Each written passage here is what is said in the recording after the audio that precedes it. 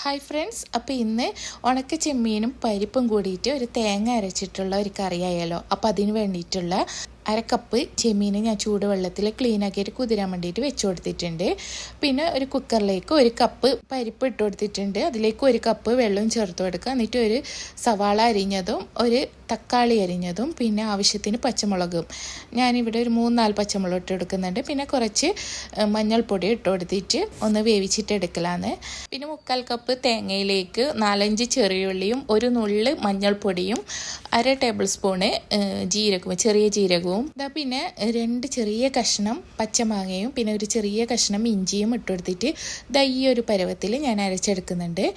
അതിന് പിന്നെ ഒരു മണ്ണിൻ്റെ ചട്ടിയിലേക്ക് വെളിച്ചെണ്ണ ചൂടാക്കി ആവശ്യത്തിന് കടുക് ഇട്ട് കൊടുത്തിട്ട് ഒന്ന് പൊട്ടിച്ച് കൊടുത്തതിന് ശേഷം 4-5 വെളുത്തുള്ളി ചതച്ചതും പിന്നെ കറിവേപ്പില ഇട്ട് കൊടുത്തിട്ട് ഒന്ന് മൂപ്പിച്ചിട്ട് കൊടുത്തിട്ട് പിന്നെ കഴുകിയിട്ട് മാറ്റി വെച്ച ഉണക്ക ചെമ്മീനില്ല അതും ഒന്ന് ഇട്ട് കൊടുത്തിട്ട് ഒരു 2 മിനിറ്റ് നേരം ഫ്രൈ ചെയ്തിട്ട് എടുക്കണം.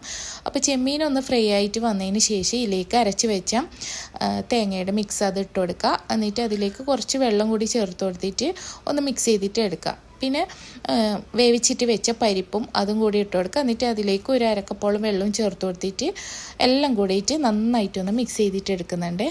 പിന്നെ പരിപ്പ് വേവിക്കുമ്പോഴൊന്നും ഉപ്പ് ചേർത്ത് കൊടുത്തിട്ടില്ല, ലാസ്റ്റാണ് ഉപ്പ് ചേർത്ത് കൊടുക്കുന്നുള്ളത്.